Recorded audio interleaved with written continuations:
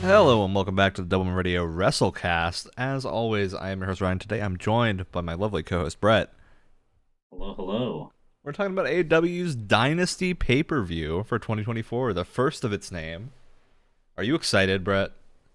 I am, and honestly, we keep saying this every single time that they have a new pay-per-view, which has been with pretty heightening ferocity. Tony Khan's been going crazy and we mentioned before that we're kind of worrying, right? Like, how could they possibly hold up the quality standard of a four pay-per-view year in an eight pay-per-view year, which is looks like what they're heading towards. And I don't think we really need to be worried. I think they're fine. They can do Yeah, I think it. my main worry is that we lose some of the special TV episodes that we occasionally Yeah, get. because those are fun.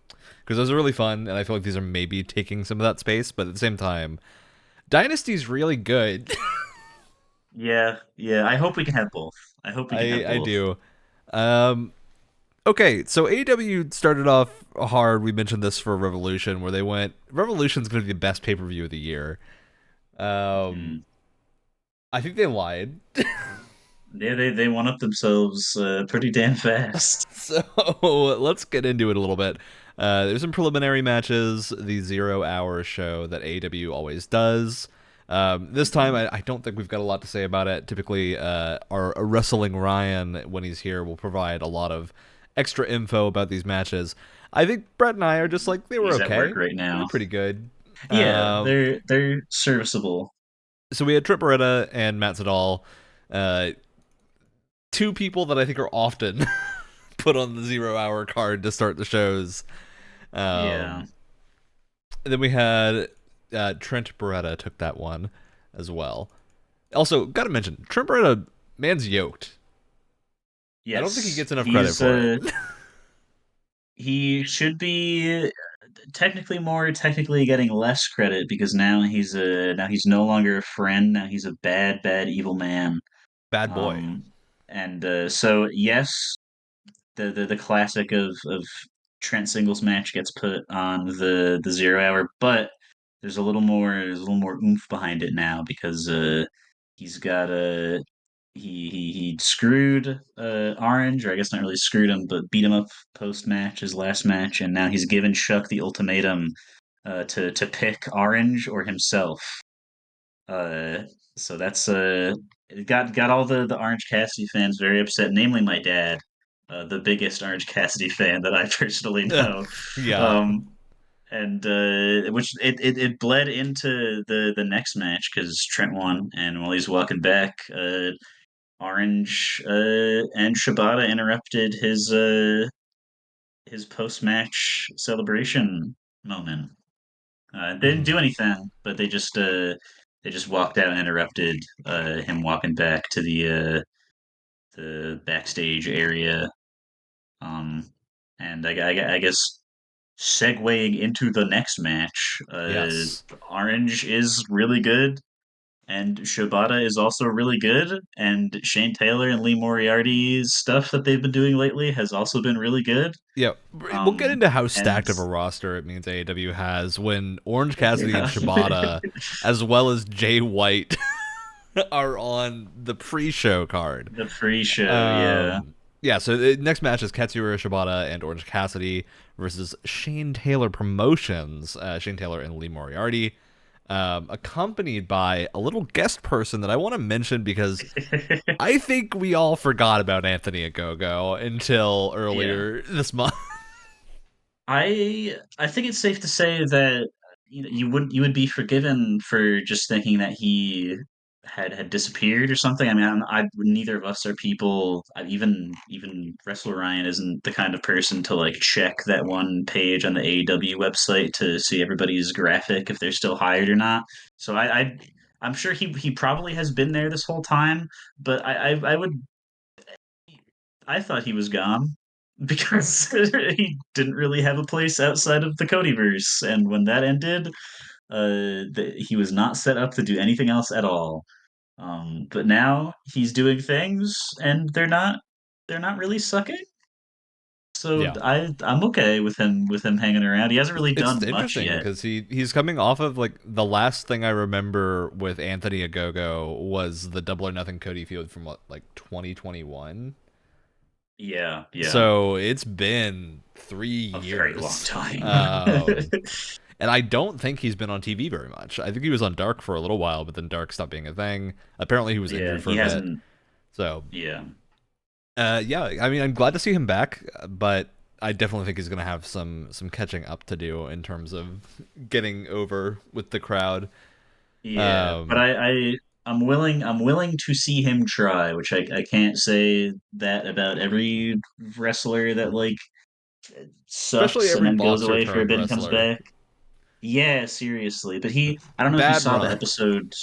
Yeah, really. I don't know if you saw the episode of whichever, if it was Collision or Dynamite or something, but he was on commentary for Shane Taylor Promotions match, and he actually did pretty well. I mean, he just put over the faction that he was in a lot, but I mean, he was like funny and didn't stutter and wasn't like a drain to listen to. So I don't know. I think he might have found his mojo. I'm willing to believe it.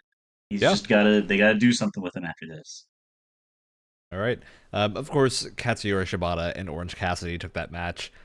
Big Yeah, respect to Lee Moriarty, though, because I think he's often pretty underrated in terms of yeah, impressive seriously. wrestling from AEW. He's also been part of a number of sort of failed stables that just kind of died Yeah. out. So I'm hoping that he gets a little more time here. I'm not sure Shane Taylor Promotions is going to be long lasting.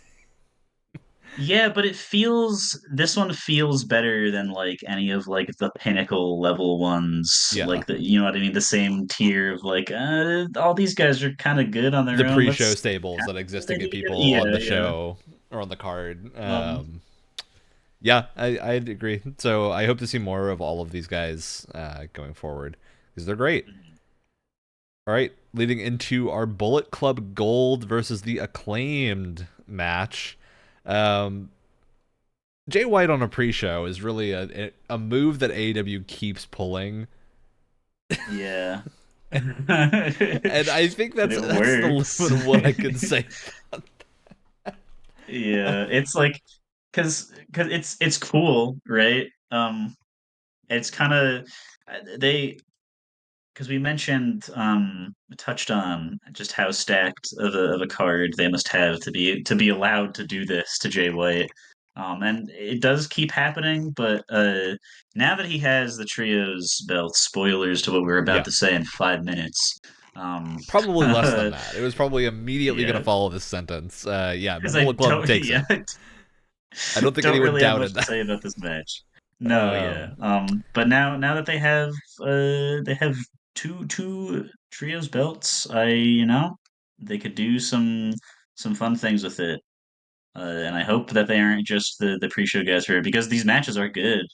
But it kind of prevents Jay White in particular from being the sniveling little evil pathetic man that he can do so well. Especially like the one really good example he's had in AEW to show people what he's been doing in New Japan for the entire important part of his career that matters is with MJF, and that was really good. But if he's in the trios verse, I don't know. I don't know. We'll have to see. yeah. Um, I don't know. I'm always pretty happy when I see Bullet Club Gold or the Acclaimed, especially. So, Yeah. uh, good match. I think I'm excited to see where they go with both of these teams because it feels like they've been Mhm. sort of spinning their wheels since the Acclaimed lost titles. Um, but yeah, I'm excited to see where this ends up going eventually. Important mention for this match. It was a stipulation match for our title unification of the trios Yes. titles between ROH and AEW. So that's the other important note because I think the ROH trios division has not had a ton of movement comparatively. Hmm. It's more And fun for them all to be together. and what I've been kind of hoping for basically since Tony Khan bought Ring of Honor is to have like I don't really like this like separation of brands that they've been doing for so long because it really doesn't like from what I've heard, because I've only watched the pay-per-views for Ring of Honor for the past few years, and they're incredible. They're fantastic. From what I've heard, the regular Ring of Honor episodes are also good, but you need an Honor Club subscription to watch them, and I'm not going to do that. And it's also another day, another night out of the week that wrestling is on that I could be doing anything else. After two of them are already eaten I up by legitimately think Dynamite that's and Collision. that's the bigger concern is AEW's Yeah, got a lot there's of so much. wrestling on, and Yeah, I think at this point, like I have given up on keeping up with Rampage well in same, yeah. advance. But yeah, I think legitimately that is a problem, and I think I hope especially this I hope they treat it more like people can go between the two, and they sort of have been doing exactly, that recently exactly. because it does make sense to like bring someone who's been on AEW's prime shows for a long time and then move them to ROH for a bit so they can cool down and then get that heat back when they come back and like get the popularity they had.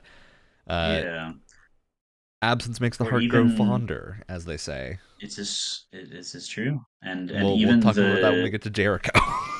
yeah, seriously, even the opposite of that is true, where it's like people really enjoy like Shane Taylor from Ring of Honor, mainly a Ring of Honor dude. Bring him on the TV, and what do you know? He's still like people still really like him. He still kicks ass. Even better example of that would Dalton be Castle. uh, Dalton Castle. Yep, Briscoe too. Absolutely. But like I like to see more movement between the two brands that are owned by the same guy. There's no reason to keep them separate at all, especially when they both have such good talent on their rosters, right? So hopefully the trios belts being unified means that if they could be defended both in ROH and AEW, uh, that means we can have more of that overlap because just but basically the thing this all goes back to the best thing about AEW is that you could just have the equivalent of crack ships for matches that you would never even imagine being able to happen. Like you cannot tell me like 3 years ago, Eddie Kingston and Okada would have possibly happened, but it did. It did not too long ago, and it was great. And that's what AEW is good for. So having more opportunity for that is probably a good idea. Yeah, for sure. All right, let's move into the show proper because they started out with a thing that I think is real ballsy to put as the first Yeah. match of the show, which Crazy. is the Rainmaker Kazuchika Okada versus Pac to start. To start the show, like Continental Championship match. This is a really good starter. I think, as oh everyone yeah. would have expected. hmm Um I yeah, I don't there's not a single bad thing in this match because Pac is at the top of his game as always, and Okada has like the perfect like I'm not gonna do anything too crazy except for like the 2 minutes total that I'm gonna do the craziest shit and it's gonna be awesome. Uh, hmm I also want yeah, to give a shout out for Pac, especially. He does the. I don't know the actual name of this move. I'm not sure if it has a direct name, but the kick where you lean down on the top rope and like pull it down with you and then kick up. That a yeah, number of wrestlers do. I think Pac is the one that makes it look the best because which is absolutely. like such a simple thing, but that one move I tend to find like when other people are doing it, it doesn't look like it has a lot of impact. hmm Pac makes it look like that hurts. I I would argue that, and this is extremely biased, and I do not care. I would argue that Pac does most things better than other wrestlers because he is incredible. Yeah.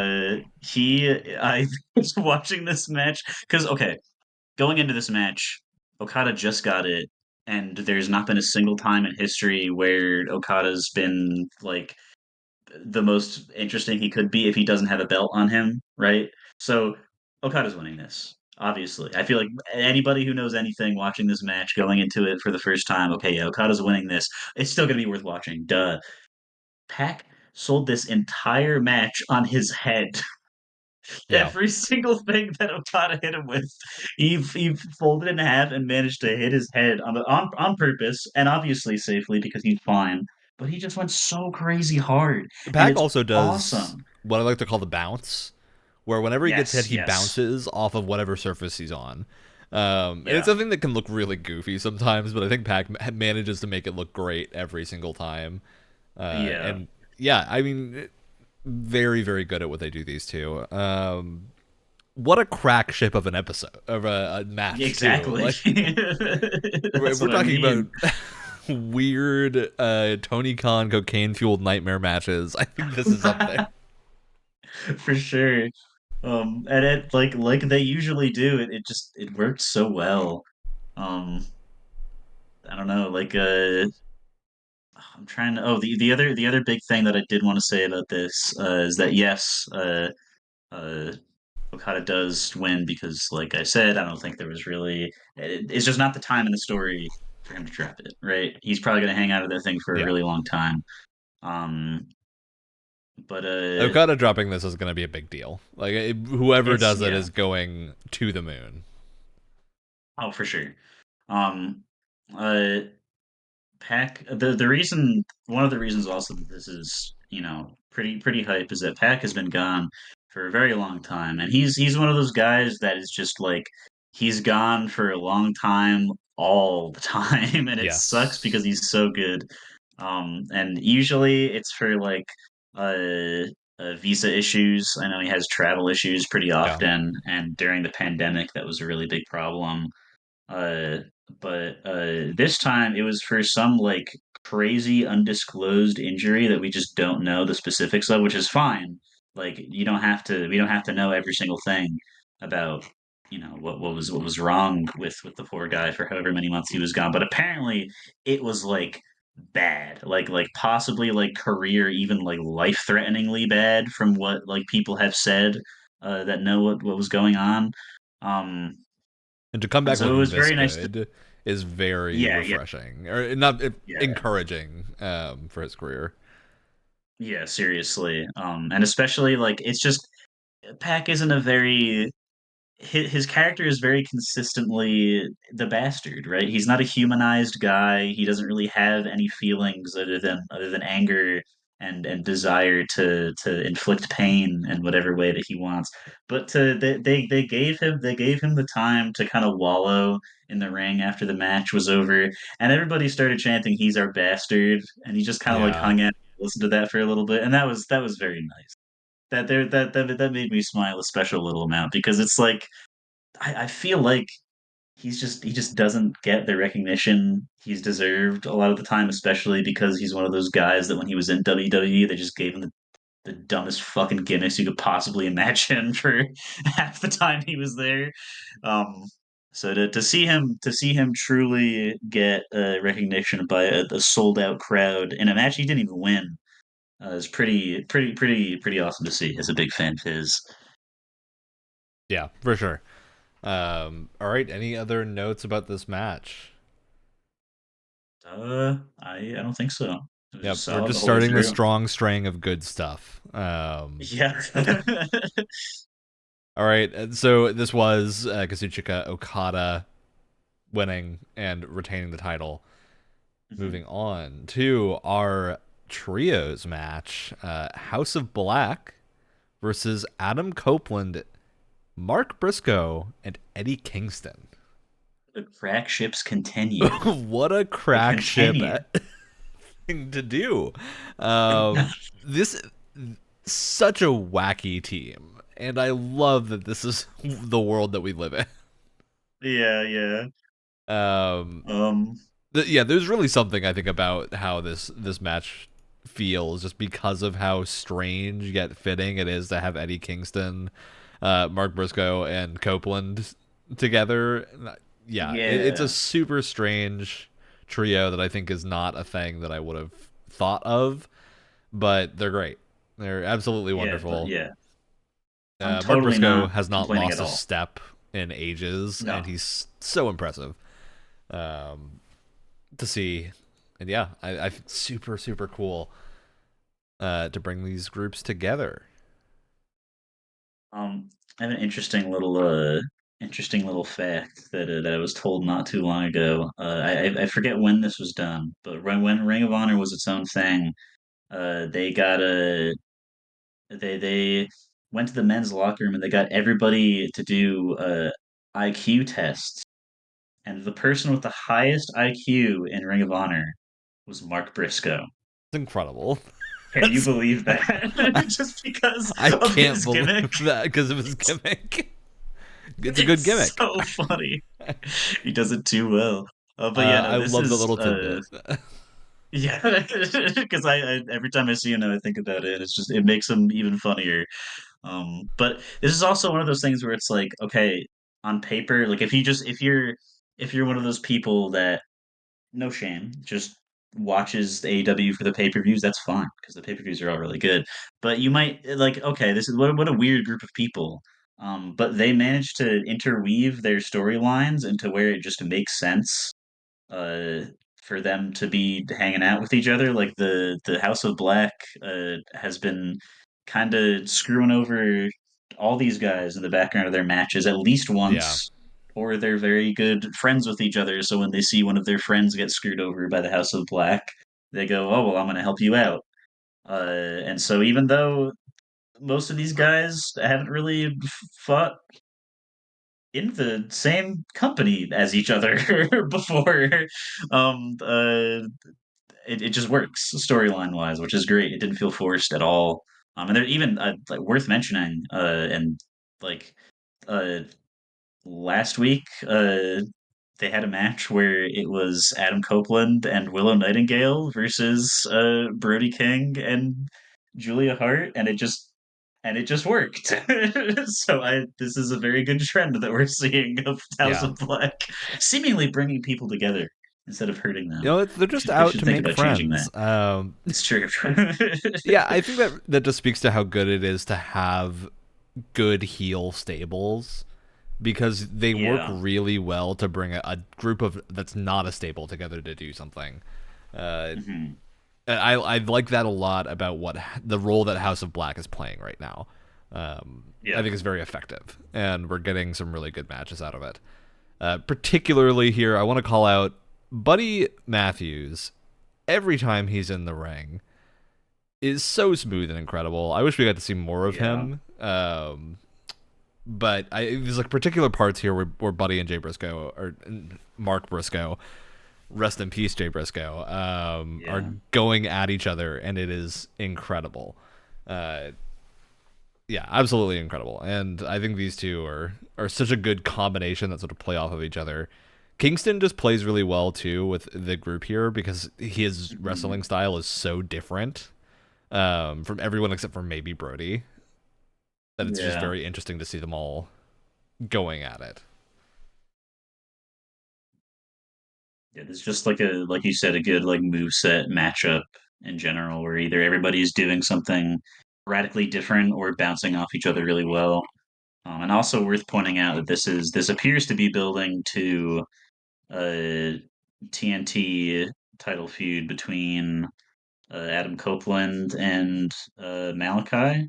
Yeah, I think is the one who wants for his sure. grubby little mitts on it. Which I'm yes, good. Make Everything Malachi about do that I something love. again. Yeah.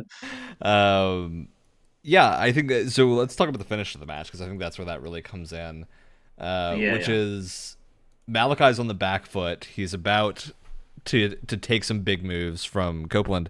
Pulls out the black mist straight in the eyeballs and then hits him with the black Hmm. mass. I'm not gonna call it the spinning heel kick. No, yeah. Black Mass is too cool. Black mass is too good of a Way too name. cool. It will live forever. And knocks him out with that. And I think it's a very, very uh, interesting endings. I want to know if they're gonna play up. I think if anyone's gonna play up the goo angle, it's the rated R superstar who has done many a goo angle before. So Totally, totally. Master of the goo angle. I wonder if they're actually gonna lean into that and play it up a little bit. Maybe allow an excuse for him to get a little bit more brutal in Yeah, matches. yeah. Definitely could see that. I think weird fever dream as he joins the House of Black for a one off. Absolutely insane idea. Would love to see And it. the brainwashing wears off mid match or something, and he realizes that he doesn't belong there, Can whatever. they coexist? Totally. Uh, yeah, Yeah, but totally for this would time, sell it's me on it. for yeah, for this time, it's for parasitic symbiote reasons, and not for the usual. We're just gonna have this one match once, and that's it. Reasons. Yeah. Um, so yeah, overall really good match. House of Black takes it home here. No titles on the line or anything for this one. Just building to that TNT Championship match, I suspect. Which I Yeah, wonder if that's going to be our Revolution match, or not Revolution, our Double or Nothing match maybe. Yeah, next I month. hope so. So, all right. Any other final thoughts on House of Black versus Copeland, Kingston, and Briscoe? Um, I guess the only other thing I can say is that Adam Copeland has continued to still be really, really good, despite how he was wrestling not too long ago in the other place. So I just every time he comes out and kicks ass, I'm like, man, how do people do it when they're getting that old? Yeah. Big respect to Copeland. All right, Yeah. moving on to our shortest match of the night and our first women's match of the night, which is Willow Nightingale and Juliet Hart for the TBS Championship, following, of course, the house rules. Good match, very short. Yes. I believe some of the reasoning for why this is so short is that Julia Hart has been wrestling injured for a little while Yeah. and is set to take some recuperation time after this, and hopefully get back into good health, which I think totally makes sense. It's a shame to see her lose the championship because Julia Hart is I so good, know. such a presence whenever she's there. But she also, I think she's hit the point where she no longer needs the championship to be a presence. I can agree with that. Yeah. So I totally think when she comes back, people are gonna go crazy for her. Mhm. I'm also curious what they're gonna do with Sky Blue. In the meanwhile, of course, Willow Nightingale takes this match and wins the TBS championship because they're building to a looks like some type of angle with her and Mercedes Monet For sure. having Yeah. Mercedes show up at the end of the match and give her the WWE eyes. Yeah. I like It's to not call what it, you want to see. going after the title. So totally could see that happening because they're really playing up the angle that Willow has beaten Mercedes before. Um, I don't think there's anything too incredible that happens in this match, No. just by nature of it being very short. But still good, especially for wrestling injured. And Willow, I think, has some very impressive moves that she pulls out towards the end. Like her lariat looks really good. Um, Yeah, totally. yeah, she does a great job. So I'm excited to see what she does with the TBS Championship. I think the crowd, especially, has been really getting behind Willow too. So Yeah. This is a good time to a good person to drop it to. Even if she probably is immediately going to lose it to Mercedes, it's this is fine. yeah, I do It's wonder if okay. they're gonna pull a heel angle with that because I don't see a Maybe. universe where taking the title from Willow Nightingale is a face thing to do. So Yeah. curious with what they aim for with that. All right, well, we've almost talked about this match longer than the actual match went. So The match, yeah. move on to good old Roderick Strong versus Kyle O'Reilly. Uh, Pretty lightning feud here. This is Yeah, a seriously. quick moving feud. I'm here for it. I think it's a good Absolutely. angle. Kyle O'Reilly is looking very good, having Yeah. recently sort of You come wanna back.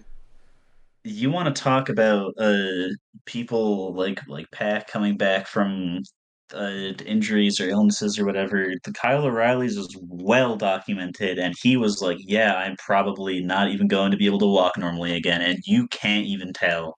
Like he wrestled this match incredibly, while taking a fucking beating. Like this They was a made straight up Roderick Strong made a brawl. point to hammer on his neck and back, and being that Hmm those were the hmm spots that were injured, Yeah, I pretty just it's scary. a really common wrestling angle to do that because of course he's probably totally fine and there was no risk, but still, it's Exactly. scary to know the background stuff and then see the sheer amount of backbreakers that Roderick Strong pulls out It here. yeah.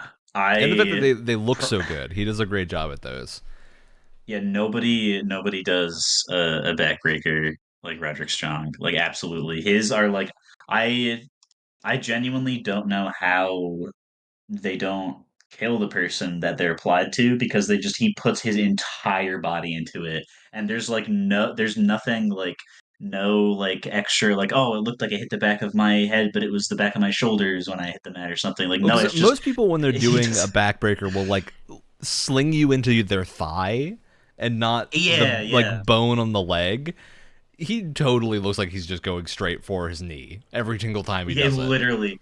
And because he does certain ones where he just like he there's nothing other than him and the wrestler he's hitting it on in like mid-air, and then them both hitting the mat at the same time is what applies the Yes. extra force to it. Like how do you take that? Because Like, oh my God, I again, feel this is like, a oh thing my, that this is like a nitpick I tend to have with like power wrestlers, where they do the thing that I think Wardlow in particular is very famous for, and I think Wardlow makes it look good. But it's where you to do a big move, you just have to have your opponent in the air for an unreasonable amount of time before yeah. actually pulling it off. Whereas Roderick will swiftly move into position in a way that I think many other wrestlers don't. So Yeah. I think he has a very good flow to what he's doing. I think especially being that Roderick Strong was kind of relegated to the Undisputed Elite B team for most of his time in AEW. Yeah, Uh, I'm glad that they're giving him a spotlight, and I hope he has more title yes. defenses because more of this, please. More of this, please, is a good way to put it. Yeah. Yeah, I'm excited to see what Kyle O'Reilly's storyline here too is, because Roderick does Yeah. defeat Kyle O'Reilly for the international championship, um, and we get an angle with Adam Cole at the end coming out and sort of acknowledging Mhm. Roderick. So I'm really curious where this is going to go. What the angle here is going to end up being, because I could totally see it being like a undisputed breaking up situation where we're going to get Adam Cole versus either Roderick or O'Reilly when Adam Cole is healed, because obviously he's still relatively injured. But Yeah, yeah. yeah, I think this is I a super impressive also, match. yeah, and it was also very funny while watching it. My my roommate was I think Roddy winning after Kyle O'Reilly hit a bunch of stuff on him. Miriam was like, "Oh, a miracle! I can't believe it." And 2 seconds later, Adam Cole stands up out of his wheelchair, and we're like, "Oh my God, a real miracle! I can't believe it," An because it just actual came out of nowhere. It's it's just something really funny about him look, revealing that in he the was way that faith he healed did. by Roderick Strong winning. I know, yeah, it's so funny. But I could totally see that, like maybe uh Kyle O'Reilly's like, hey, screw you guys for doing that, and Adam Cole's okay. You're not gonna I'm gonna be the one to put you down this time or something like that. Obviously when he's healed, depending on how far along he actually is, because just being able to walk doesn't mean you're able to be flung 15 feet across a wrestling ring Yeah, yet. especially because he gives side eye to Wardlow, and I feel like that's a match that you got to Yeah. be ready for. Like, Yeah, yeah, yeah. you know, if you're Um, in that match, you're getting power bombed at least 3 times, and and you got to be able to take it. yeah, you got to be able to take that for that to happen. So I'm betting it's a slow build to that. I could be wrong. Obviously, Adam Cole is a consummate professional and will probably be back sooner than we all expect. But Of course, yeah. yeah, I think this was definitely a really good match for a match that I wasn't necessarily looking that forward to beforehand, compared to some of the other stuff on this card. All right, let's talk about the low point of the show. Yeah, That might be mean. That might yeah. be a little mean. No, I don't think it's mean at all. I think I it's warranted because I I think it's think it's worth fair. It's saying. mean. It's so okay.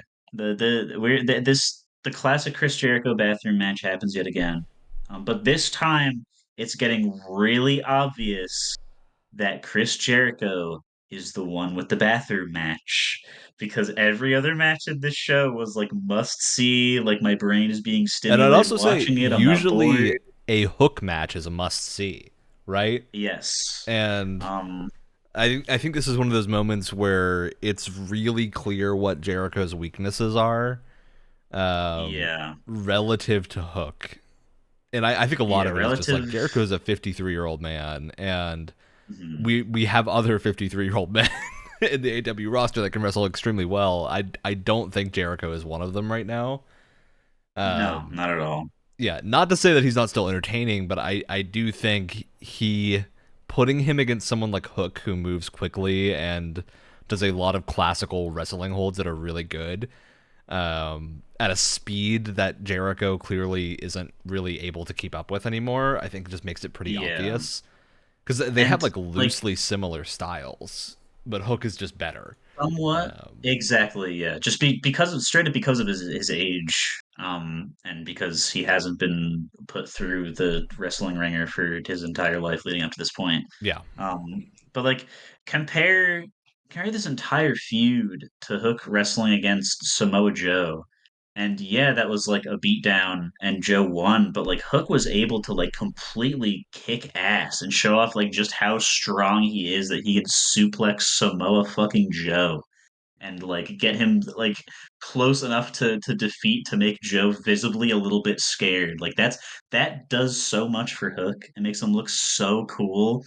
And the biggest problem with this, the biggest kayfabe problem with this, right? Because there's a big real life problem with this, and that is because of the strange allegations thrown against Chris Jericho, which is one thing, and then it's been this long, and he said literally nothing and has dodged all questions about it, which is just not how you handle being accused of any sort of trying to quiet sexual assault. Again, whether it's true or not, it just makes him a little bit suspicious, and that's why every single time he comes out, he gets booed.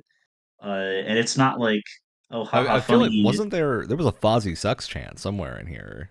Yes, it consistently there's like at least one sign that says that, but like he has serious go away heat right now, and like it's not.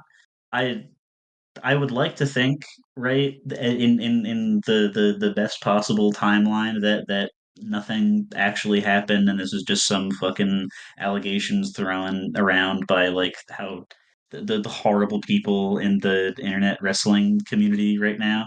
But like we'll never know because he hasn't said anything, and because of that, every single time he comes out, he's gonna get booed to hell, and it's to the point where like. Whenever it's like a Dynamite episode and he has a segment on, even with Hook, I just skip it because like I get home from work after the episode's already happened.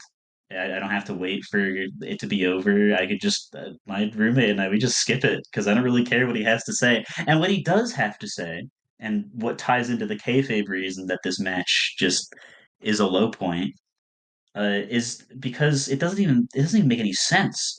This match doesn't need to happen. And do you know why? Because Hook already beat Jericho in his first fucking match against him. He won. And he won clean. He beat Jericho clean the first time he fought him. And afterward, Jericho's trying to be like, "Oh, but you need to listen to me. I'm your teacher. I'm the copyright learning tree, Chris Jericho. Okay, I'm sorry for pulling you into the copyright Jericho vortex, but I'm the copyright learning tree, He's copyrighted both of these terms, by Yeah, the way. yeah. Um, it just doesn't make sense. Like this feud is happening backwards, right? Like I already know Hook can beat this guy clean. I don't need to see Jericho, the seasoned veteran who like should be able to beat most people storyline wise, unless it's like a fluke or something like that, right? Because he's Chris Jericho. I don't need to like do I need to see him work to overcome this like kid who's been on TV for like a year and a half? Especially No. for Taz's championship, right? Like this is for Yeah, they just the Taz TM belt, FTW championship. Um which like I no, he has understand it. It's so understand stupid. like this is just silly. To me, this is all a little bit silly. Um Not to say that I had a bad time with this. I think we're being a little bit harsh on it just because this is like a regular quality match in the middle of a pay-per-view of amazing matches. Yeah, yeah, and it really Uh shows because of that. So I think we're being a little bit more nitpicky on this than we would otherwise be, because I do think still Mhm. Hook looks incredible every time he wrestles. He's very smooth. He every time he does something, it looks like it has power behind it that a lot of people just don't get. Uh, Mhm. Jericho's clearly slowing down, and I think we all know that. And I Yeah. think that's the real sort of rub with this this is just a match that it's very visible that Hook is like overselling moves just to show that like Jericho's doing damage, but it doesn't look like he is half the time. Yeah, it So really doesn't. yeah, I mean this is the bathroom match of this pay per view. It's yeah. And again, like in the past, we've been able to say like, okay, this is a bathroom match and also like one of the women's matches or whatever, just because it's probably half baked because the story writing for the women's locker room was crap like last year and everything before that. But now it's like, okay, no, like they've got some really good people. Everybody right now working in the women's division is great both in the ring and with their storylines. So it's really clear what the weak points are. Yeah. And there's not a lot that you could do to, And I think this is all to exacerbated by the issue being that Chris Jericho wins this match. I think yeah, yeah. I think we would be a little bit less negative on it if that were not the case. But it's weird to have Chris Jericho win this after a match that is like middling to good in a pay per view again full of amazing matches, especially Yeah. against Hook and taking the FTW belt off of Hook. I don't know what storyline they're gonna go for with this. I hope it's something that sort of Uh-huh. goes somewhere. Because I think my biggest Well, concern is that this is the Jericho vortex is going to consume Hook. exactly. And that's the thing. Like you mentioned before, you alluded to a certain somebody needing to take some time off to because absence makes the heart grow fonder. And I think genuinely for multiple reasons, for basically all the reasons that I pointed out, I think it would really benefit Jericho to just stay off TV for like half a year at least because he just like it's too much. Even just a It's just too month, like much. even he's A month would on help. nearly every episode, and it's generally just a promo. It's like there are very few people that can make that work. Some of them are gone now because they caused a lot of problematic issues. Yeah. I think maybe like MJF is among that number, but For it sure. really is. I think getting a point where it's like MJF, Tony Storm, and a very small handful of other people Yeah. that can continue to do that, where they don't wrestle on the weekly shows and still keep relevance. Mhm. But yeah, I think it's just And too much like Jericho. I have Jericho fatigue. yeah, seriously. Because most careful, Ryan, he's gonna copyright that next. The most wrestlers on the roster seem to be able to like know their limit or like Tony or whoever handles like what promos are gonna be on what episodes, like know most wrestlers' limits besides Chris Jericho, because he does not need to be on every single episode. It's so Yeah, obvious. I agree. Um, Otherwise, I mean, fun setup for something, hopefully, but yeah, I'm really nervous with where they're actually going to go with this because especially there's a rumor floating around now that Hook might be NXT bound, which I feel like there's not very much Oh, weight to that at all. That was something I've heard some coworkers who are also big wrestling people talk about. I'm like, I have no idea if that's true or not.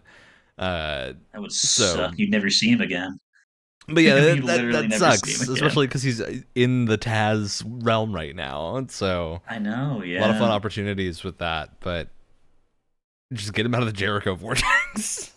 It's yeah, because that literally that will by this point that will make anybody uninteresting, and it sucks. But that's how bad it is, and it really it does make it worse that he's done the really annoying thing. Where he'll wrestling copyright it just to say it once on TV and never again, because that means he knows about it.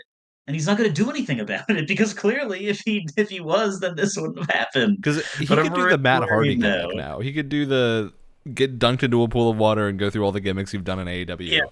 exactly. Um, All right, It's so let's tiring. extract ourselves from the Jericho vortex. For real. Talk about Screw another really that. good match, which is the women's world championship match of this pay per view. Thunder Rosa coming back and going after Yup. Tony Storm's championship. Dude, Technically, her I championship, forgot. I guess. If we're Technically her following, championship. Um, And dude, I forgot just how good. You want to talk about good promos? I forgot just how good Thunder Rosa's promos are because hers for this feud have been really good, especially the last one, yeah, where she cut it live in front of everybody at the whole where I'm gonna drag you to hell stuff like that was that went hard. That was awesome. I was into it, and this match did not disappoint at all. I don't think. Um, uh, I like we've said it before for like the last couple of events that we've talked about. That Tony Storm right now is an absolute treat, and they need to they before they inevitably switch her to a different gimmick. They need to bleed this one dry because it is yeah, way too good to let anything go to waste. And that seems like they're absolutely. doing exactly that. Especially because I feel like there's a lot of natural continuations of Tony Storm's gimmick right now too. Of you can totally do. I Yeah, could yeah, definitely see going in the like deranged direction after this of losing the stardom and going in a more horror movie area. But there's also like yeah, so many yeah. other possibilities here. I think this is like Tony Storm's figured out what she was missing before, which was just something that aside from we've talked about this before, where certain wrestlers, both in the men and women's division, will have this like, I just want the belt and that's it, as their Yeah, personality, and and it's Tony Storm's usually finally very moved boring. past that. Um, It's and it works for some people. Like I think Thunder Rosa has pulled it off pretty well, but at the same time, like she's gonna need something else when inevitably she has to have another yeah. feud with someone. So yeah, I think great match. I'm really happy that Thunder Rosa is back after the like super extended injury that she had, especially losing the championship just by having to vacate it basically, Yeah. especially unplanned. So I'm glad she's back. She's excellent. I'd say top of the division. So Yep. As always. yeah, I'm just really glad we have a women's division where pay per view matches are not just Britt Baker anymore. I As much as know. I And like like, Britt Baker, I'm glad that we're seeing some other people. yeah, and this again, this is I agree with you. I am also a Britt Baker enjoyer. Dude, when she comes back, I'm a little bit scared for her because she's gonna have to she's gonna have to catch the fuck up because the division that she used to be the top of, like you just said, has now just gone so far beyond her, and there's so many like really awesome people working in it now that are like really, really good both in and out of the ring. Yeah, Uh, I am I'm interested to see what's gonna happen which I hope inevitably she when she does comes because I back. think I hope Britt she had does. mentioned recently, not recently, but like sometime in the last year, that she was taking less time as a dentist to be more into the professional wrestling world than she was before. So yeah, I am hopeful that when she does start wrestling again on these big shows, it's very leveled up from her prior stuff. Yeah, seriously. But yeah, this is a great match all around. Thunder Rosa always has just a very vicious attitude Yeah, to pull moves off. we had a joke while we were watching this about like doing oh my God, like there's that one really like old school genre of YouTube video where they just like take like a football game or something and like one guy would like dub over everybody's lip flaps and just Yep. make them say like stupid silly stuff. And we had made a joke about that earlier in the pay-per-view. When it got to this match, we were like, "Oh, we're actually this would be a horrible match to do that with because Thunder Rosa just has shit talks so much in the ring, and that because it's mic'd so well, you could hear all of it, especially in this match, and she just does not stop, just like absolutely putting Tony Storm in the dirt vocally the whole entire time. And it's really fun. Yeah. I mean, Tony does a great job of looking extremely frustrated the whole time too, which I think is great. Yes, Um, perfect for her character. there's a thing we talked about before is like there's a couple of really people that are just really good at doing facial expressions while actively wrestling, and I think Tony's absolutely Mhm. among that number. For Um, sure. yeah, Up there with great Hangman and Okada now. great match, and I think Tony keeping it for now is the right call to me. I feel like Yes. I hope Thunder Rosa gets something to do in the meanwhile, because I feel like this has sort of ended it for the moment. Yeah, because they kind of have like a she can kind of turn to the semi feud that she kind of is having with Deonna Purrazzo and make it an Yeah, actual feud, right? Because they were kind of catfighting leading up to this, and I'd be fine seeing that because Deonna Purrazzo hasn't been around in AEW for too long, but she's pretty good from the few matches that she's had, so I think that's fine for them because they're neither of those are because Tony just got thrown out of one, and because Deonna Purrazzo it hasn't been too long since she lost her opportunity as well. You can't really throw them back into title opportunities like immediately. immediately. You gotta That's wait. just not how it works. So having them both kind of like they've built up a fight that could happen between them as like a grudge match that is more interesting than another of the usual women's division classic of I used to know you and now we're both at the same company and neither of us know what we're doing, so now I'm going to be mad at you and we're going to fight and pretend that we don't like each other. Yeah, This goes beyond that because they actually had some prior altercations leading up to this. So if they fall back on that, I think that might be a good place to go. yeah, absolutely. All right, let's move on to the match, Brad. Yes, The yes, one. the one the match equivalent of like a short film, 32 minutes and 40 seconds. 32 minutes and 40 seconds of Bryan Danielson and Will Ospreay. And Yeah, man, did it yeah, deliver. I it don't absolutely often rewatch did. wrestling matches in a quick span. I think I will be Yeah, for this one. yeah. Um, I I don't know. I don't know what the exact deal was of WWE not picking up Will Ospreay. Um, but holy crap, they dropped the ball because any company that this guy is in, he's going to make anybody else look so good. Not that Bryan Danielson even needs it; he's already incredible. He's one of those guys that calls himself the best in the world and can actually prove that he's in contention for that title.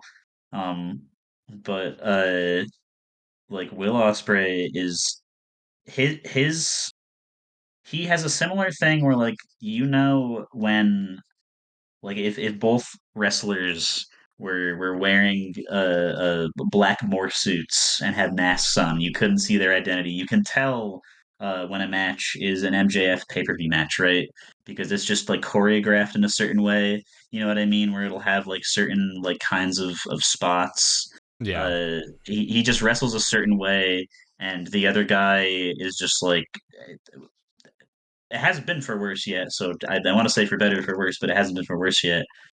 Just has to keep up with that pace.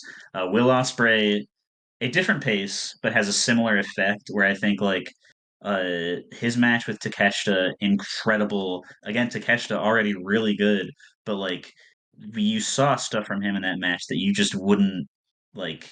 You wouldn't see from most normal human beings. And same with this match, that Will Most Ospreay is not just able like to. fantasy universe people, I would say. It's the Will Ospreay when Will Ospreay says he's going to elevate something, he means like bringing the anime out of whoever he's fighting and turning them into And fucking when Super Bryan Saiyan. Danielson gets anime, oh boy. It's amazing. Like there's one relatively early on, I want to say. Although clearly my understanding of how time works did not apply during watching this match because I didn't realize it was over half an hour I until thought this looking at was this 10 right minutes before long. we. Yeah, because it was just so fast paced the whole time. But relatively early on, there was like a sequence where it wasn't reversals, but they were just dodging each other over and over again, and it was like not holding back like elbows, kicks, flips over each other, and none of them were hitting because they were just dodging each other at the last second. And it literally felt like the fight between Perfect Cell and Goku. That's my It lit- favorite fight in Dragon Ball, and I watched that, and I was seeing like visions of that overlaid, and it was the same thing, and I was like, "Oh my god, these two people are crazy!" Holy shit, it was yeah, so I mean, incredible. it reminded me a lot of like right when you started to get me into wrestling. I think one of the clips you showed me was Shingo and Will Ospreay, Yes, and it yes, had the same effect in like a 10-second sequence. This was like 30 minutes of that. pretty much, yeah. Um, yeah, absolutely incredible. I don't think enough good can be said about this. Absolutely match of the card. Mhm. Again, which is saying something because the card is stacked. Like everything in here was good. Uh, this was just the cherry, right? For sure. The golden goose, so to speak, as a certain someone might say. Yeah, Um, yeah. but yeah, this like so many again, so many moves where like these guys are selling them like they're being killed. It's crazy, and then they get up and keep Again, going. they do the pack It's bounce. insane. They bounce when Yes, they they. do.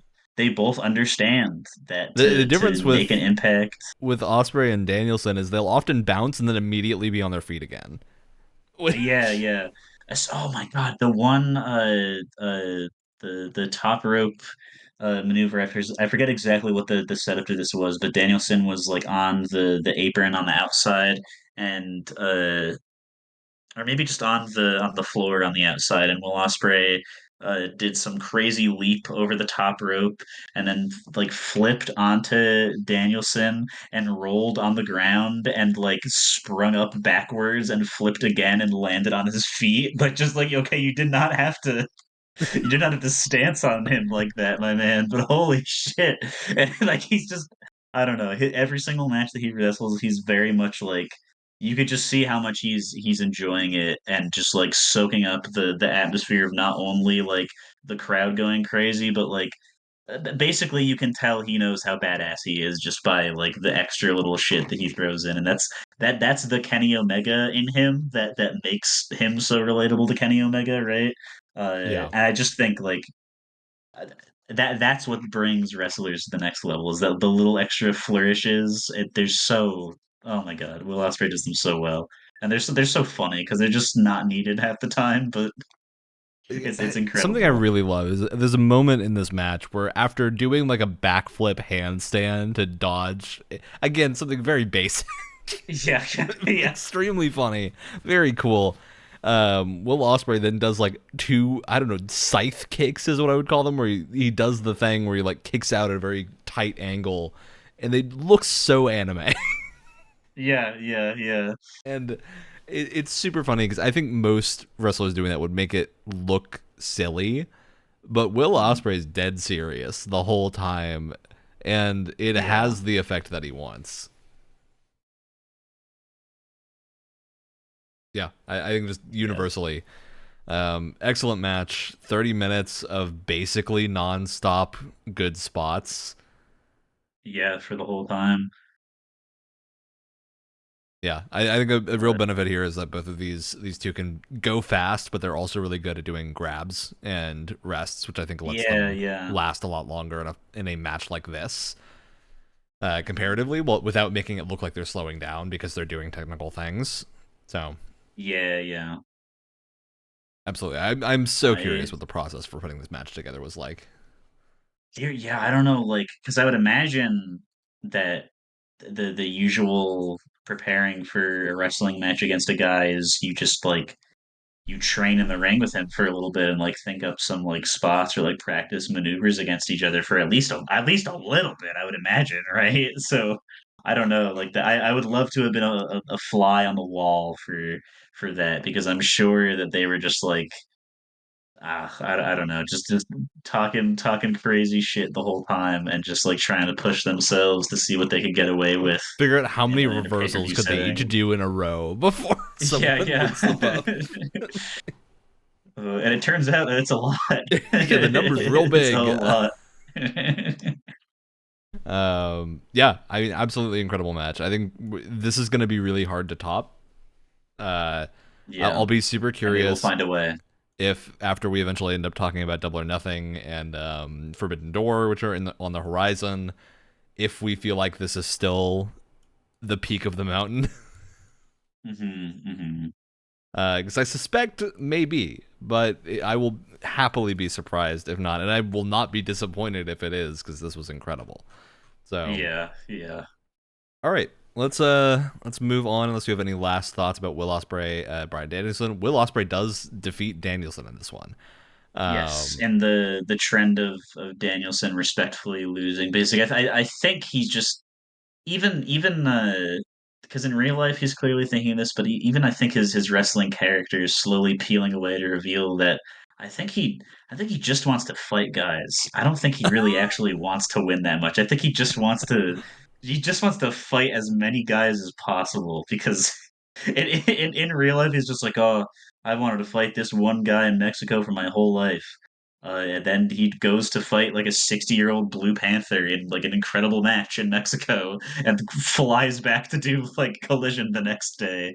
Um, so yeah, and he worth pointing out the post ending of this match.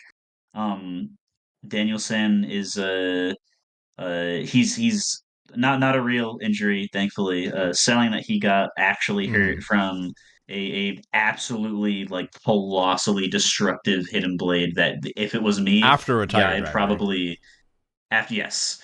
Uh, or yeah, the Tiger Driver was the one that he's on the ground, which is then followed holding his up by head. a hidden blade while the doctor is Yes, seeing him.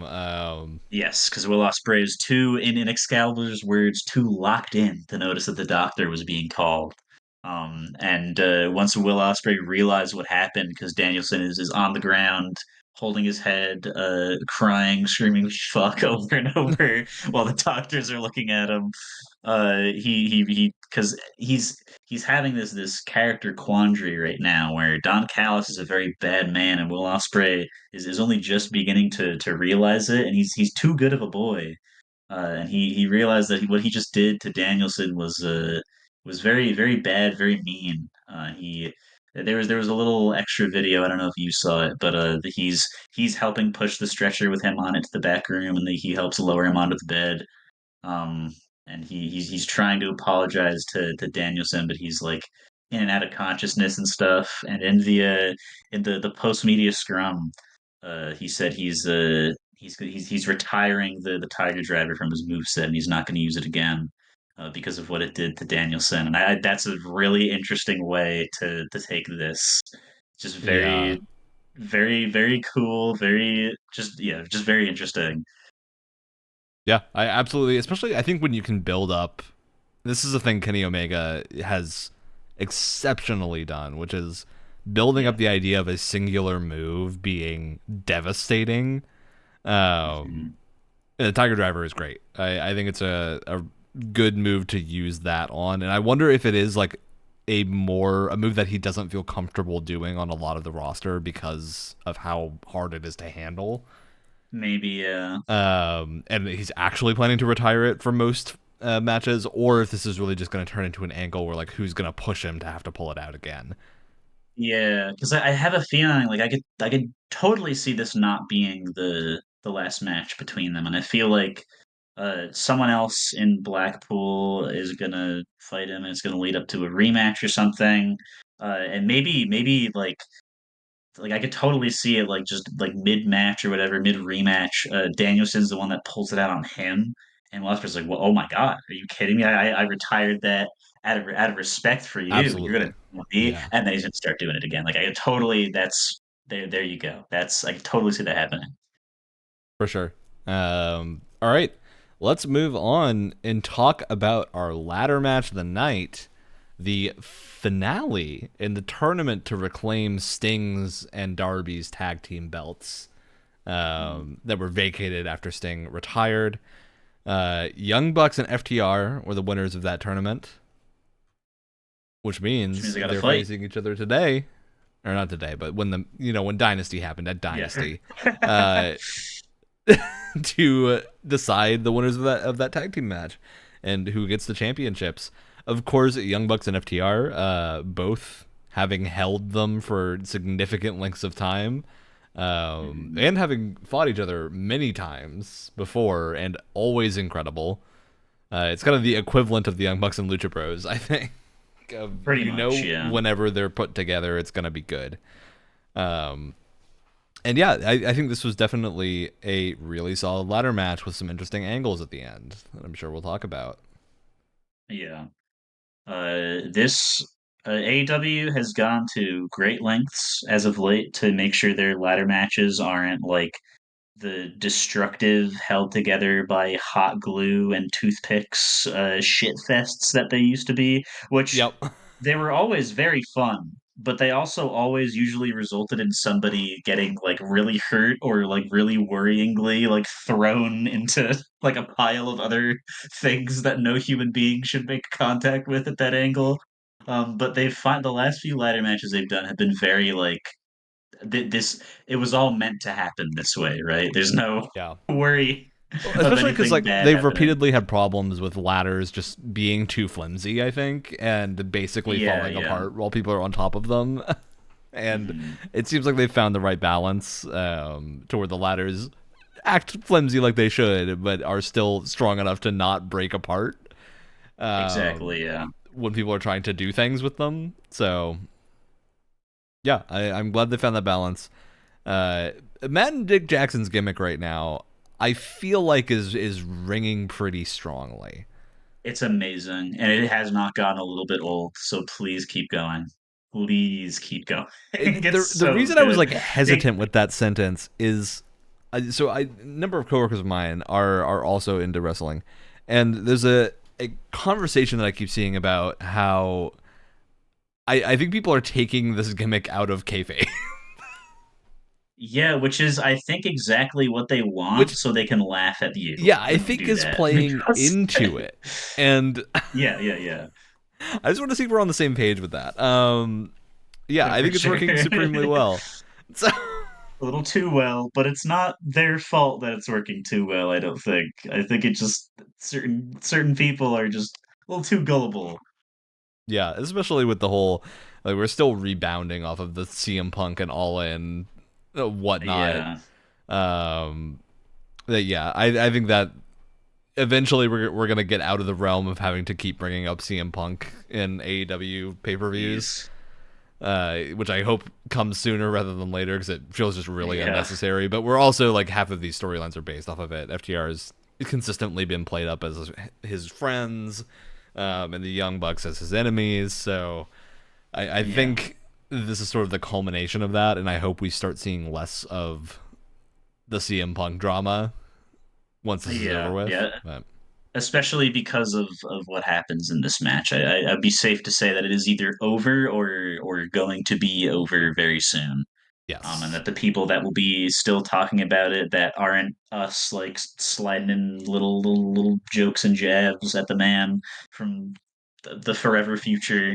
The only people that will be actually mad are just people that hang out on Reddit only for the entire yeah. day and won't do anything else.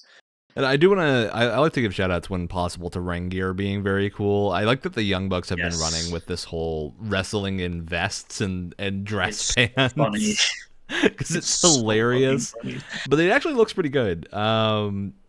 Yeah, I'm just a fan of having some interesting looks, especially playing off of how FTR super classical wrestling Yeah, with their yeah. gear, which works great for them. And I think the contrast here is super cool. Mhm. Also worth pointing out that Young Bucks arrived in Cybertrucks, Of course. right as, of course, all existing models were recalled for extreme issues to their operating engineering. But yeah, again, like that, the gimmick is perfect, and they go to such crazy lengths to like keep it up that like I love it. I love it. I'm totally MJF'd with it, where I'm cheering for them, even though they're horrible assholes, and I want to see them lose. Because they just do such a good job of being hateable in a really funny and fun way. Yeah. Um, In a yeah, different way too, and because the Young Bucks have been heels for a yes, while, but this feels very fresh. yeah, it's less of them being like the usual like we're the best, not you. We're the best, not you. Like whiny little asshole crybabies. Like now they're still kind of whiny little crybabies, but now they got They've a got lot of money. money, and it's really fun. It's amazing. It feels like much like Tony Storm, but I guess to a lesser degree because their past gimmicks haven't been bad. Um, they really hit their stride as of late, and I just like again just milk it as much as you possibly can. It's impossible to make the real owner of your company look like a villain because Tony Khan is just such a like just like twink that is just coked up all the time and looks like he's the happiest person on planet Earth whenever he's talking about wrestling. Like you can't make him be the villain. You literally can't. So somebody else has to be the evil business owner man, and the Young Bucks being those is perfect. Yeah. Um, Also, the wrestling in this match is very good. Worth pointing out. Um, uh, because I caught this whole pay-per-view a day after because I was caught up with other things when it was live. This match was billed to me as you gotta pay attention to the way that Cash is wrestling because he's wrestling like he's gonna be on trial in a couple months and won't be able to be on TV because he is. And he totally does because he, my man is like jumping off the top of like the 12-foot ladders and like throwing his whole body, doing like tope suicidas that FTR does not do. Like he's going insane, and it's hilarious. Yeah. Like, and it's really good, and it works for the match because it's just like it's always like super like amazing whenever a wrestler goes that crazy. But just like him specifically for like this one match, it's just like I think in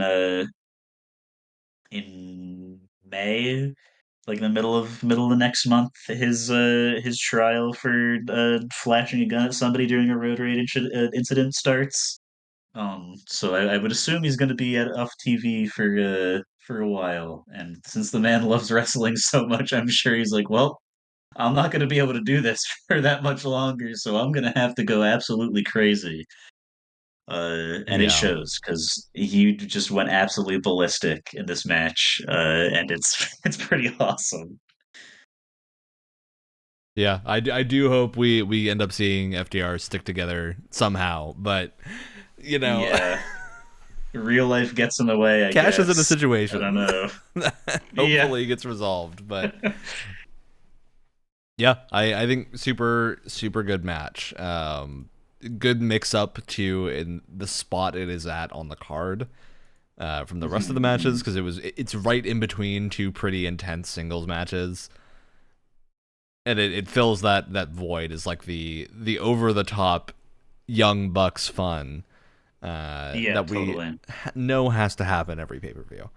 Um, but yeah, Young Bucks win here and get the AEW Tag Team Championship because of a little sneaky bit of interference from someone that you could call a scapegoat. Hee hee. Uh, Jack Perry is back, and his just that image of him running in with a silly little mask on because of course he's got to be wearing one.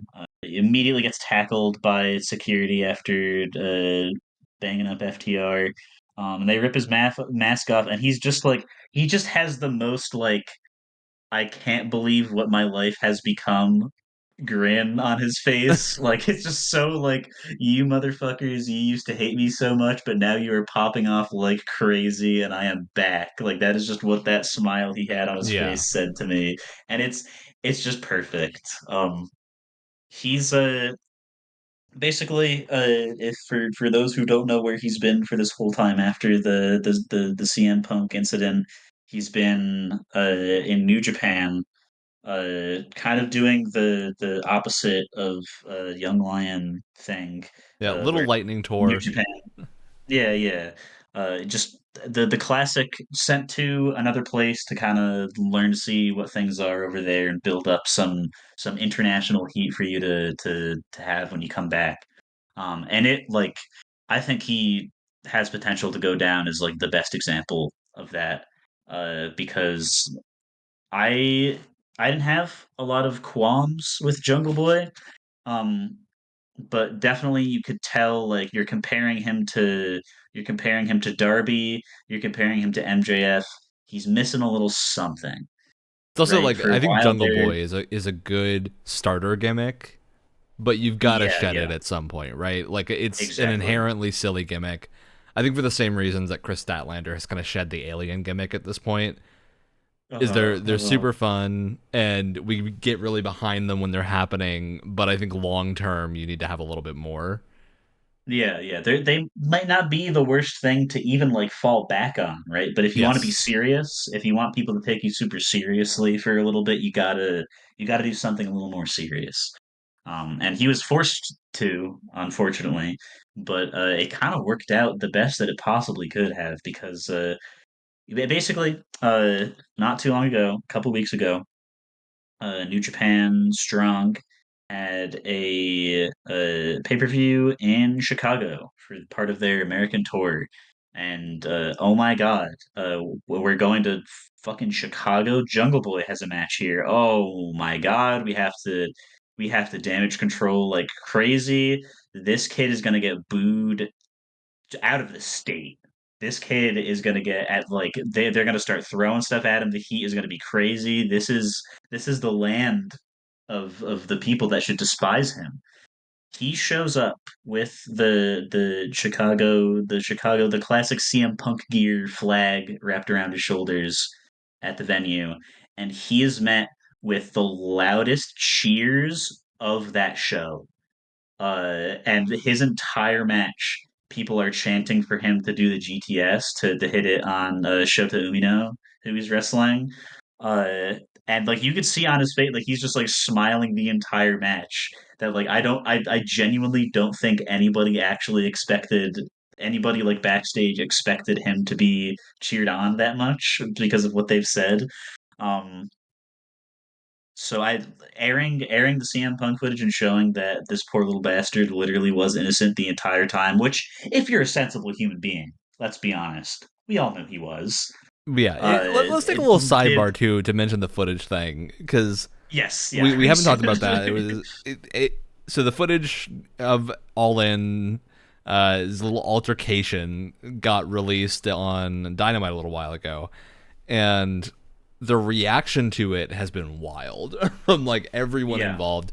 I think a lot of people were justifiably a little bit like feels weird that we're showing this footage, not just like releasing it to news or whatever to show what happened, but we're advertising it as a TV thing. I understand why people thought that was a little bit strange. yeah, I can get Um, that too. but for the gimmick of Jack Perry coming in, I think it was the right move. And I also think I've heard a couple people say that like if Jack had never just like said something, the whole thing would have started. I'm like that's the worst. But yeah, that you took literally the worst thing you could have taken from that. Is like that proves that maybe you might even be a bad person if you think that because that is so weird. You just took I'm just like completely the if wrong thing you from that. I totally get that, like, yes, he probably shouldn't have said something. But the response to that is not to immediately swing for his face. Yeah, you have to be. I don't know. You just got to be unwell in some sort of way to think that that's okay.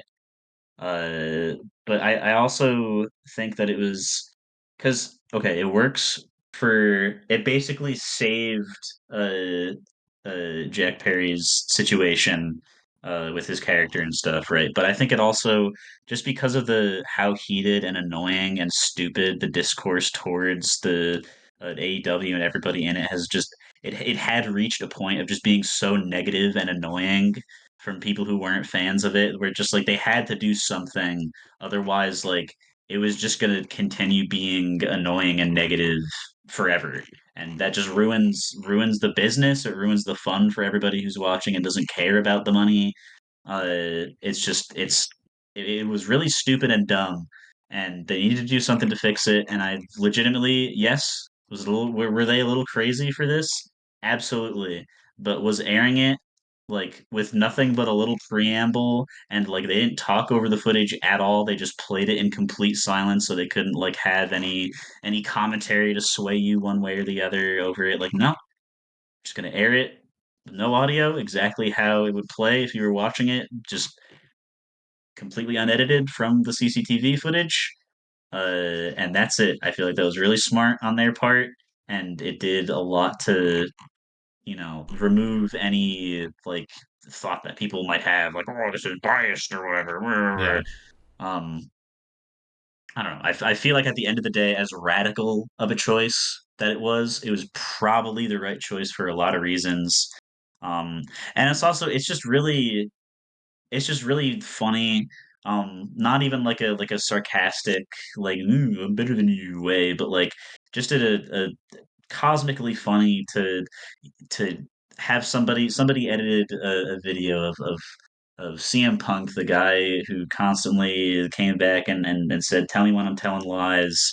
In an interview recently, he said that he never threw a punch, and somebody lined up that interview footage with the start of the CCT footage, and it happens the exactly when he says he never threw a punch, he throws a punch at Jack Perry first thing, um, and it's just crazy. And Yeah. for other things to take away from this footage is that a lot of things that people said about it were true, and is that Samoa Joe is probably the most professional human being in the wrestling business right now, because he just immediately got between Punk and Jungle Boy as soon as he possibly could and just separated them ASAP. Like, but he did not have to do that at all, but just to keep the show going and stop them from hurting each other. Just to do that immediately is pretty awesome. Also, Hook immediately emerged from the curtains to see what was going on and try to get in between them too, and that was I didn't know about that. That's kind of awesome. Hmm. Uh, and just like you could see the moment too where Tony Khan is sitting off screen to like the right of the frame, and you could see the point at which Punk lunges at him before uh, being whisked away by security and stuff. And it's just the things that were true from all the things that people said beforehand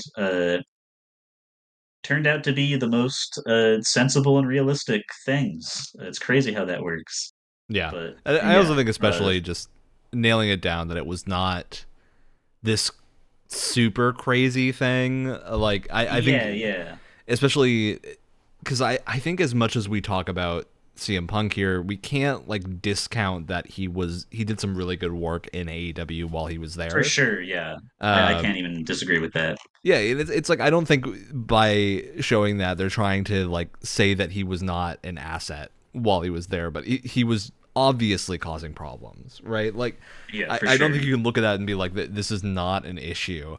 Um, because clearly this has not been a huge problem in AW before, and the common element was Punk, and now he's out, Yeah. and there hasn't been an issue since. So I don't know. I guess time will tell if this was like an isolated thing just with him, or if we're gonna end up seeing any other issues. But yeah, I'm glad we're done and dusted It's yeah, that's with it. the biggest thing for me is that this is part of why it feels so final.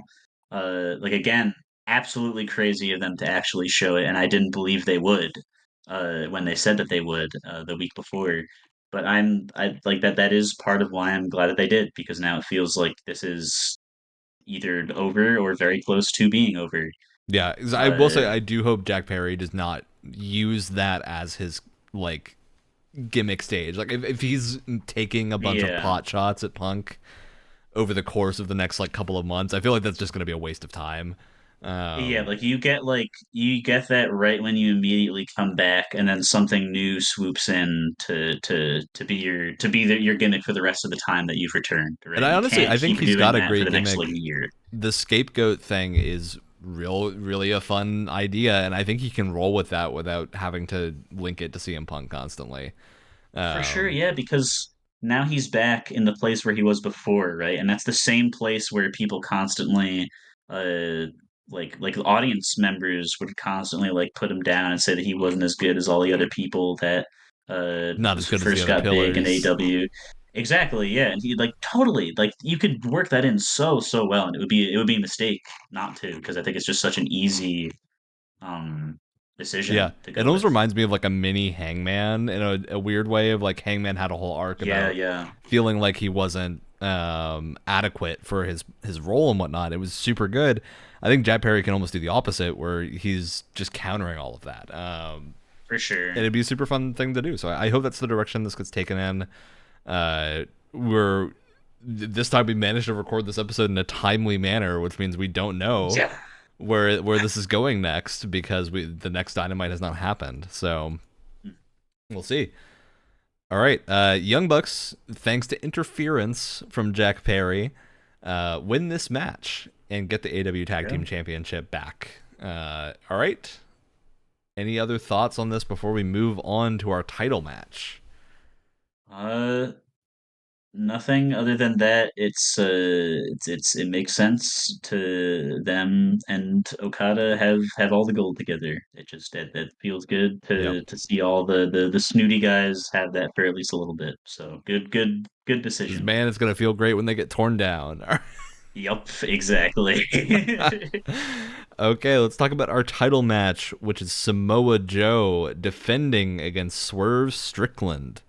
Yup. Uh, I think a match that we've been looking forward to for a while. Swerve's been sort of due a title match for a long time. Not gonna get screwed out of it this time either, which was Yeah, very not evil gonna and have mean that they shenanigans going did. on. Again, complimenting the ring gear.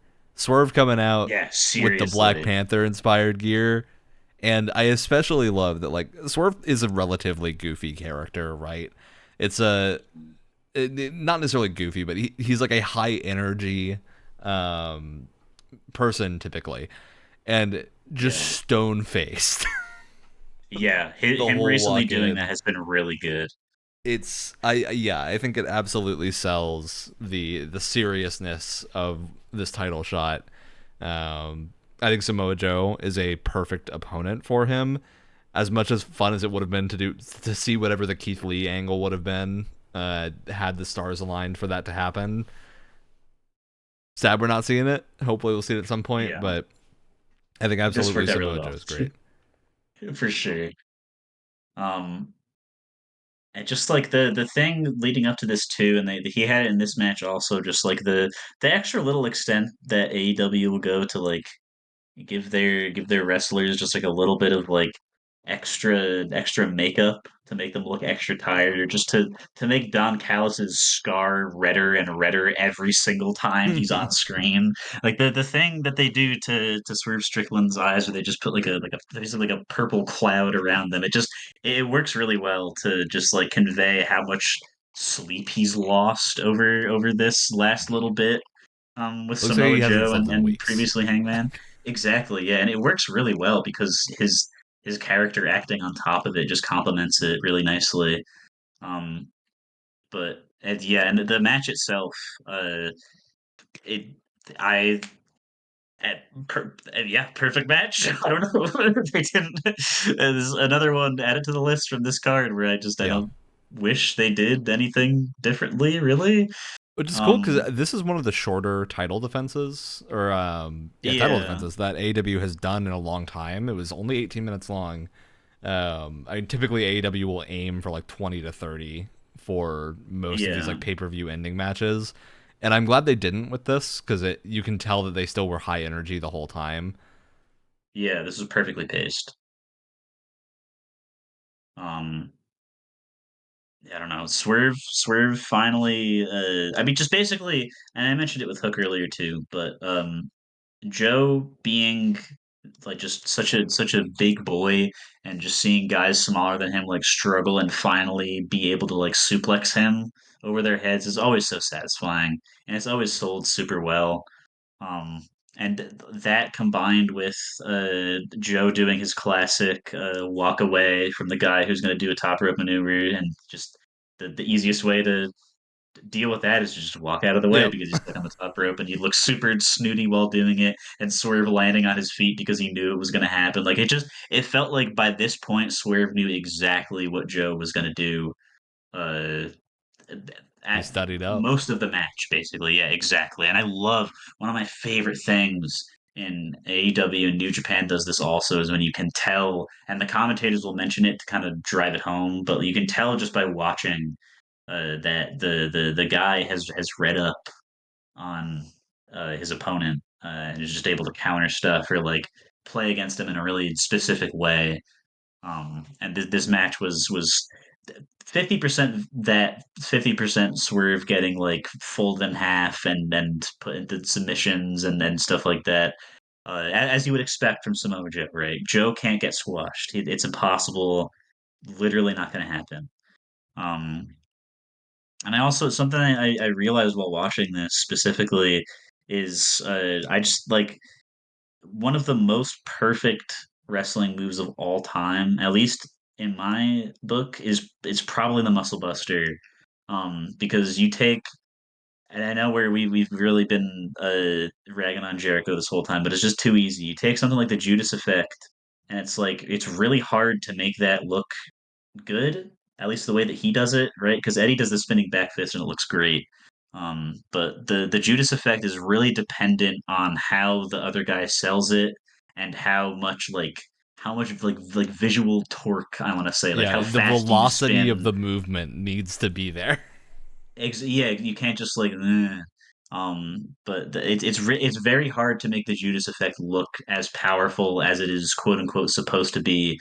Where on the other hand, it is really, really easy to make the Muscle Buster look as powerful as it needs to be because Joe and whoever else puts it on the other guy just has complete control until it just the heavy slam down on the mat and the other guy cannot do anything other than like your body naturally will force itself to not be folded in half over the other guy anymore once it is set free. So you're just gonna spring loose and go flying. And the one muscle buster that Joe hit on Swerve, it's something clicked in my brain. I was like, wow, that is the perfect wrestling move. Basically, like it's so hard to make that look bad, and this is no Yeah. exception. It looks amazing No, this was great. I think pretty much all the way through. I think this just goes to show the quality of the pay per view too. Of like for sure. we can have a relatively short title match that just feels so good. Right Mhm. after a 30-minute Will Ospreay and Bryan Danielson 20-minute ladder match and stuff like very very good set of matches. And I think Yeah, great construction of the pay per view too, which is a thing that I think we've talked about a bunch before, having we been definitely have. Yeah, sort of a sticking point with AEW. Of often it just feels like matches are in a weird order. Um, yeah. that didn't feel like that this time. I think they absolutely managed to slate things in the right way.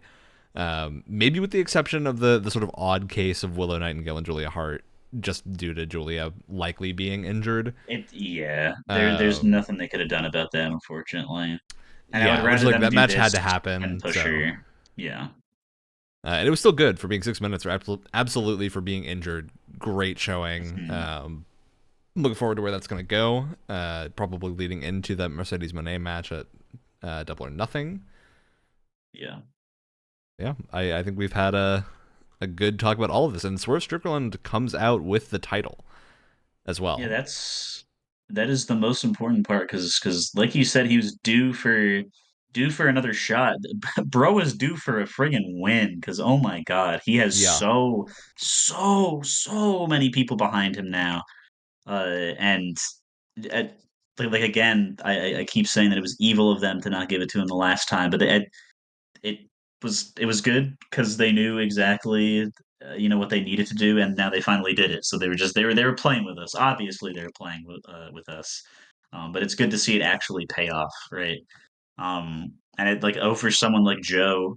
Like again, we keep talking about how much of a huge just mountain of a guy he is to overcome, and Swerve doing that, like not only did he have a really good match, he had a really good match against Joe. So it's super convincing victory. And I like his reign is I can't wait. I cannot wait to Yeah. see what the story is going to be, Hey, who's going to AEW step is up going to to be fight Swerve's him. house now. Yeah, I know, dude. I got to get myself a Swerve's House T-shirt, man, because I'm into it. I'm so happy. They so deserved it. Yep. All right. Well, I think overall we're feeling really good about this pay per view. Oh yeah. I am super curious how Double or Nothing is going to follow this up. Uh, Mhm.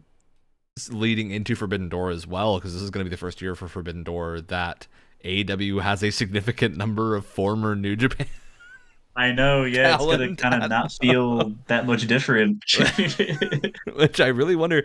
And honestly, I'm pretty excited about it because I think there's the opportunity for things like putting Okada and Osprey against a New Japan talent, which is probably matches they'll have done before, but that the Western audience has not seen.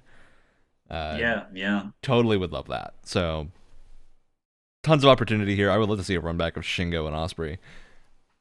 Please. Shingo needs to show up in an AEW anything again. It has to happen. Yep. He's too good. All right. Well, I think that's going to be it from us because we've talked about the whole show, Brett. Match of the Yeah. night. I have to ask this question. I know what the answer is going to be. Mm. Yeah, I think we both had the same answer. It's got to be Jericho versus Hook, obviously. No, it's got to be it's got to be Will Ospreay versus Danielson. And that, like, again, that is saying something just because these other matches are so good, but this one just pushes past the Really rest. something special. Uh, yeah, if you haven't seen it yet, and you're just like somebody that'll like wait for they don't watch wrestling too often, but you'll wait for the big matches that people will tell you they're must see, and you find some sketchy website to see them because you don't watch it all that often. This is the one to go find and see because it is incredible and worth the half hour. Yeah. You can't even, unlike a lot of matches, you can't even get the highlights from a short this time around because the whole thing is highlights. So, Yeah, literally, you would be doing yourself a disservice. But you should go actually get the whole show this time because it is good from top to yeah, bottom, pretty start to much. finish with a little Jericho vortex in the middle. That's yeah, it's the commercial break. It's fine. All right. Well, that's the end of our show.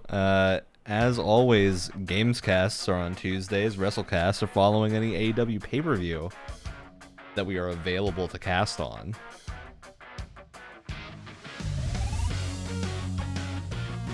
Sometimes they'll be a week late. Sometimes it'll be like this time where it'll be startlingly, On time. actually, yeah.